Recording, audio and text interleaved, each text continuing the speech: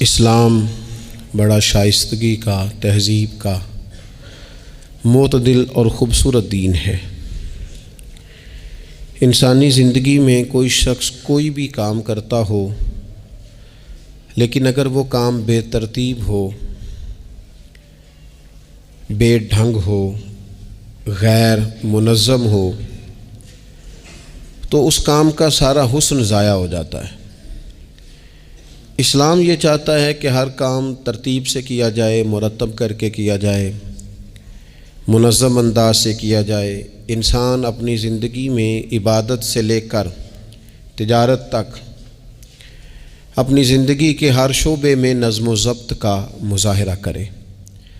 اگر چیزیں نظم و ضبط سے ہٹ جاتی ہیں، قاعدے سے ہٹ جاتی ہیں، تو کوئی بھی کام ہونے کے باوجود بھی لطف نہیں دیتا، فائدہ مند نہیں ہوتا۔ ہم یہ دیکھتے ہیں کہ مسلمانوں نے بہت ساری چیزوں کو بے ترتیب کر لیا ہے۔ ہماری زندگیوں میں ہر چیز ہے، نظم و ضبط نہیں ہے، وقت کی پابندی نہیں ہے، وقت کی قدر نہیں ہے۔ روزمرہ کے معاملات کے اندر ہم اپنے معاملات کو ترتیب سے نہیں چلاتے۔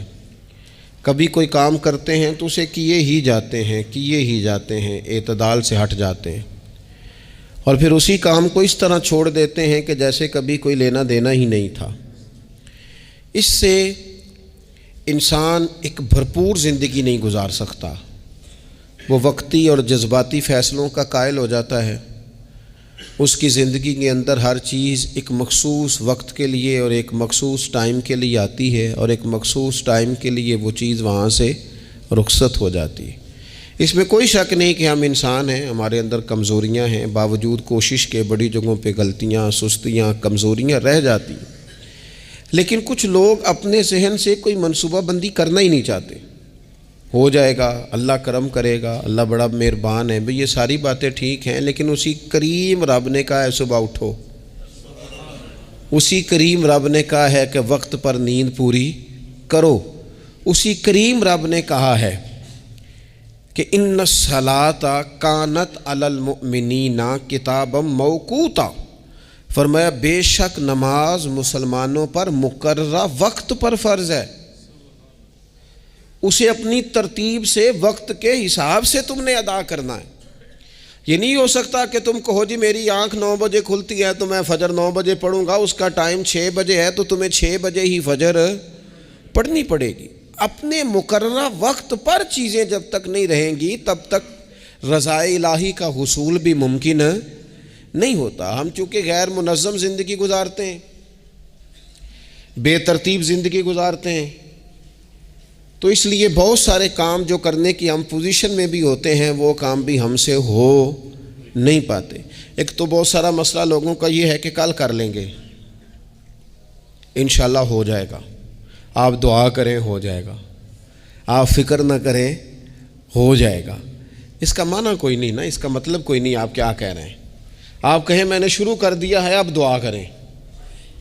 آپ یہ کہیں کہ میں نے پوری کوششیں لگا دی ہیں، آپ اچھی امید رکھیں اللہ سے، لیکن آپ سٹارٹ ہی نہیں کر رہے اور آپ کہہ رہے ہیں دعا کریں، یہ کیسے ہوگا؟ جب تک نظم و ضبط کا، آداب کا، حدود کا، قاعدے قانون کا پورا خیال ہی نہ رکھا جائے۔ حضرت سید فیض الحسن شاہ صاحب رحمۃ اللہ تعالیٰ علیہ فرماتے ہیں کہ ایک خاتون بڑی عجلت پسند تھی، جلد باز تھی، تو اس کا شوہر اس کی ان چیزوں سے بڑا پریشان تھا، جلدی میں آدھا کام کرتی تھی، آدھا کام خراب کر دیتی تھی، تو اکثر آ کے کہتی تھی دعا کریں بڑا مارتا ہے۔ اگرچہ اس کا مارنا پھر بھی درست نہیں تھا، لیکن وہ دیہاتوں میں آپ کو پتہ ہے نا، بعض لوگ بڑی جہالت کا مظاہرہ کرتے ہیں، اس قدر زیادہ شدت کے ساتھ تکلیف دیتے ہیں کہ جو بالکل نازیبا ہو جاتی ہے۔ ایک دن اس نے آ کے کہا کہ پیر صاحب کوئی سمجھاؤ، بڑا ماردہ ہے۔ تو آپ نے فرمایا تو سنا ہے بڑی جلد باز ہے، کام نظم و ضبط سے نہیں کرتی۔ کہنے لگی جی دیکھیں جی کیا نظم و ضبط اور کیا معاملہ، کل اس نے مجھے کہا دال پکا دو تو میں نے اس میں گھی بھی ڈالا ہے، مرچیں بھی ڈالی ہیں، پیاز بھی ڈالا ہے، لہسن بھی ڈالا ہے، ہلدی بھی ڈالی ہے، بس ذرا جلدی میں نے دال ہی تو نہیں ڈالی۔ تو یہ کوئی مارنے والی بات ہے؟ ہر شے ہے، ایک شے ہی نہیں۔ ہمارے ہاں بہت سارے لوگ ایسے ہیں جو جلدی میں اصل کو ہی بھول جاتے ہیں۔ وہ کہتے ہیں باقی میں نے سارے کیے ہیں، کوئی رہ تو نہیں نہ گیا، سارے کیے، ایک ہی نہیں نہ کیا، وہ بھائی جو اصل تھا وہ تو رہ گیا۔ نظم و ضبط، قاعدہ، قانون، جب تک ہمارے اپنے اندر، میں دوستوں سے کہہ رہا تھا پھر کہتا ہوں، میرے اسلاف فرمایا کرتے تھے جو والد تہجد نہ پڑھے اس کے بچے فجر نہیں پڑھتے۔ والد کو جب تک وہ سحری میں سجدہ ریز نہیں دیکھیں گے اتنی دیر تک آپ ان سے 1.5-2 گھنٹے پہلے اٹھیں گے تو پھر وہ اٹھیں گے۔ لیکن اگر کہا جائے کہ پتر میں تھکیاں تو تو مسیتے جا، تو یہ ہو سکتا نہیں کہ وہ جائے، کیونکہ ہماری زندگی سے نظم و ضبط بچے سیکھیں گے، ہمارے ماحول سے وہ محنت کو، مشقت کو، کوشش کو وہ سیکھیں گے۔ اگر ہم اپنے ماحول میں نظم و ضبط نہیں لائیں گے تو آنے والی نسل کے اندر نظم و ضبط منتقل ہو سکتا، تو اس کے منتقل کرنے کے لیے ضروری ہے کہ پہلے ہماری زندگی کے اندر نظم و ضبط۔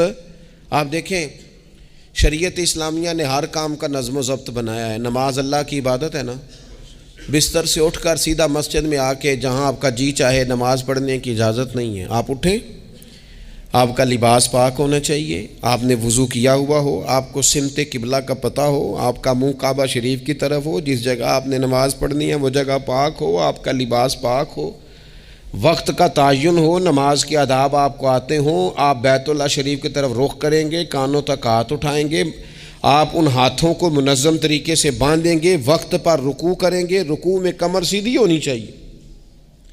آپ رکوع سے اٹھیں گے تو ایسے نہیں کہ کوئی بات نہیں اللہ قبول کر لے گا، جب تک آپ کی کمر پوری ٹھیک نہیں ہوتی رکوع سے اٹھتے وقت آپ کی نماز مکمل نہیں ہوتی۔ آپ سجدے میں جائیں گے تو پیشانی جمنی چاہیے، ناک جمنی چاہیے، آپ کے پاؤں کی انگلیاں زمین پر لگنی چاہیے۔ آپ جب تک پوری ترتیب سے نماز نہیں پڑھتے، رب کی عبادت ہے نا، کریم بھی بڑا ہے نا، مہربان بھی بڑا ہے نا، غفور بھی بڑا ہے،